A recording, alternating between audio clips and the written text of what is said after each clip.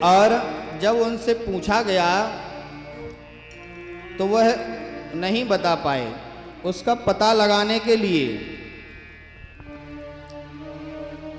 उनसे कहा कि आप पता लगाइए कि पाप का बाप कौन है। तो पता लगाने के लिए अनेक विद्वानों के पास पहुंचे, परंतु किसी ने उनको नहीं बताया। एक समय एक वेश्या के पास वो पहुंचे तो वेश्या ने कहा कि आप किस चीज़ का पता कर रहे हो। महाराज ऐसे बैठे थे बड़े खिन्न मन। वो वेश्या अपने ग्राहक का इंतजार कर रही थी, परंतु उसने देखा कि कोई नहीं आया। ये संत उसको दिखाई पड़े तो उन्होंने पूछा, महाराज आप कैसे यहाँ पर बैठे हैं। तो उन्होंने कहा, तुमको इससे क्या करना है, हम तो बैठे हैं। तो उन्होंने कहा, हमें बताइए, हो सकता हम आपका निदान कर पाएँ। तो उन्होंने यह वृत्तांत बताया कि हमसे किसी ने पूछा है कि पाप का बाप कौन है, तो इसके उत्तर की खोज में हम निकले हैं। तो उन्होंने कहा, ये तो बहुत छोटी सी बात है, ये तो हम बता देंगे। तो संत ने कहा कि तो हम उनको जानना था। तो उन्होंने कहा, इसके लिए आपको हमारे घर पे चरण रखने पड़ेंगे। तो उन्होंने कहा, हम तो आपके घर पे आते नहीं हैं। तो उन्होंने कहा, तो अगर आपको बात पूछनी है तो आना ही पड़ेगा। तो संत उनके यहाँ चले गए, पर उसने कहा, हमारे यहाँ भोजन करिए। तो संत बोले, भाई देखो, हम ऐसे किसी के यहाँ नहीं खाते हैं, हम तो अपना खुद ही स्वयं बना के खाते हैं। तो उसने कहा, सीधा सामान हमने लगा दिया, इसको बना के खा लीजिए।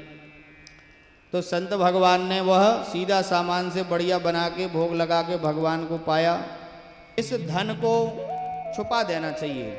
तो उस मुद्राओं पे, स्वर्ण मुद्राओं पे वो मिट्टी डालने लगे और मिट्टी डाल ही रहे थे कि उसी समय उनकी पत्नी वहाँ आ गई। तो वो कहती हैं, स्वामी आप क्यों मिट्टी पे मिट्टी डाल रहे हैं। बड़े आश्चर्यचकित रह गए वो देख करके यह शब्द सुन के कि हमारी दृष्टि में तो यह स्वर्ण स्वर्ण है, लेकिन इनकी दृष्टि में तो स्वर्ण भी मिट्टी ही है। तो भगवान के ऐसे भक्त होते हैं कि उनको आकांक्षा ही नहीं होती है धन की, माया की, ऐश्वर्य की। उनको भगवान जितना दे देते हैं उतने में ही प्रसन्न रहते हैं। अब नामदेव जी बोले कि भगवान और कोई उपाय करिए। तो उन्होंने कहा कि अब भाई ये स्वर्ण आदि को तो अपना धन मानते ही नहीं है, तो क्या किया जाए। तो भगवान जंगल में गए कि चलो इनके परिश्रम को कुछ कम किया जाए, बेचारे दिन भर लकड़ी के जंगलों में परिश्रम करते हैं। तो भगवान ने सारी लकड़ी को एकत्रित करके एक जगह रख दिया, गट्ठा बना के। तो ये आएंगे, वे ले जाएंगे।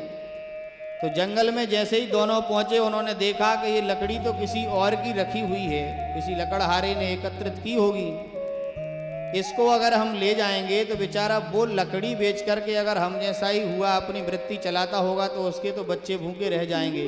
और ये तो दूसरे के अधिकार की लकड़ी है और दूसरे का अधिकार का हनन कभी नहीं करना चाहिए, इसके हक का हम क्यों लें।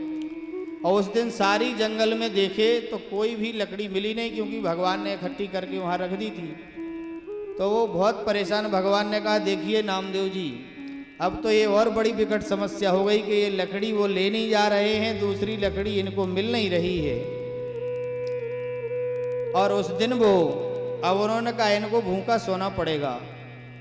तो आप भक्तों की सूक्ष्मतम सूक्ष्म उस विशुद्ध बुद्धि को देखिए यहाँ पर कि कितनी उत्तम बुद्धि भक्तों की इस धन के लिए होती है। धन उनके लिए कहीं कोई बहुत बड़ी बात नहीं होती है, वह किसी दूसरे के अधिकार का भी नहीं लेना चाहते और धन आदि उनको मिट्टी के समान होती है।